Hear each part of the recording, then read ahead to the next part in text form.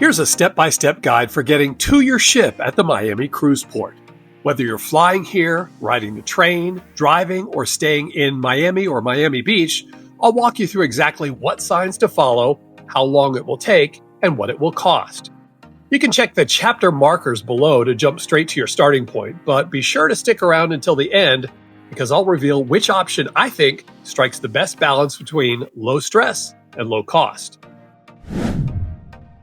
If you're coming from Miami International Airport, the first step is to follow the overhead signs in the terminal that say MIA Mover.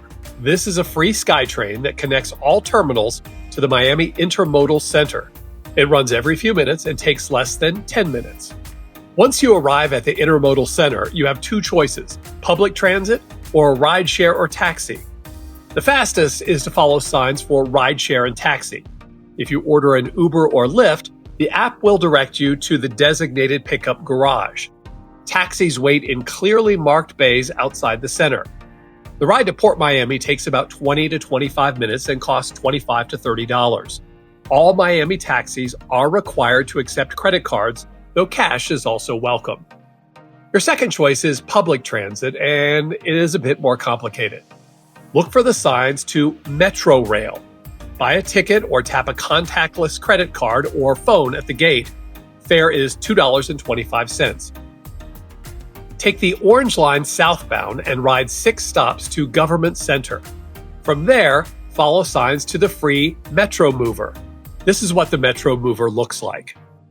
Now get on the Omni Loop and ride 2 stops to 11th Street. I told you this was going to be complicated.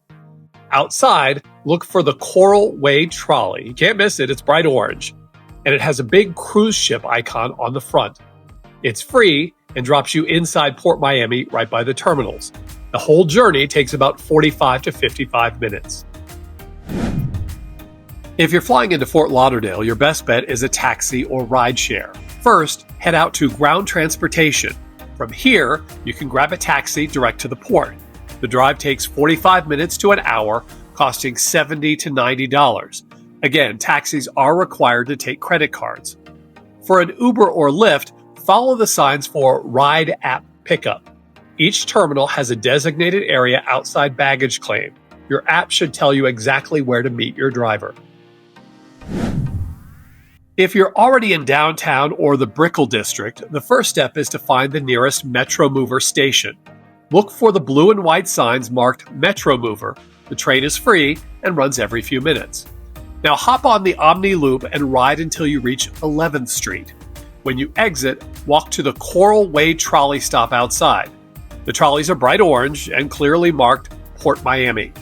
They run every 15 minutes, are free to board, and drop you right inside the port. If you're starting from Brickell or farther out, take the Metrorail first. Tap a contactless credit card or phone to pay $2.25, ride to Government Center, then switch to the free Metromover and follow the same steps. Expect this trip to take 20 to 30 minutes depending on your starting point.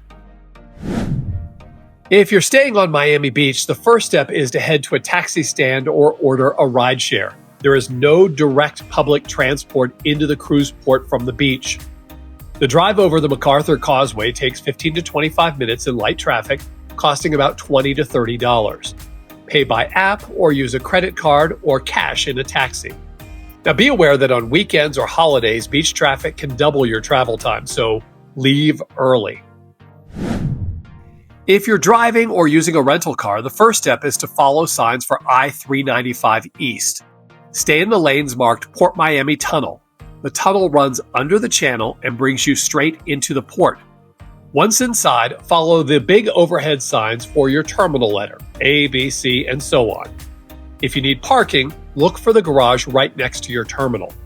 Most garages cost $25 per day, with some premium spaces up to $35. You can pay with cash or any major credit card when you exit the garage. You can also use your SunPass Plus transponder in garages D and G, according to recent guide information. Note that Garage J requires pre-booking and advance online payment. So what's that low-stress, low-cost option I promised? In our experience, it's taking the Brightline train directly into downtown Miami then connecting to the free trolley into the port. It's fast, modern, and avoids all the bridge and tunnel traffic. So what should you see at each cruise port and what can you skip entirely? Be sure to check out our See or Skip playlist linked right here. We're adding new ports all the time. I'm Patrick, your Port Authority.